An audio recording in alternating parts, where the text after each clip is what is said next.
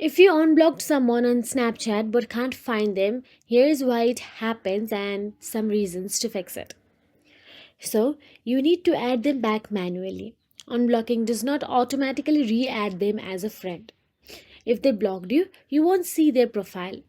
If they deleted their account, they won't appear in search as well. So, first of all you have to do is tap on the add friend option available in your Snapchat.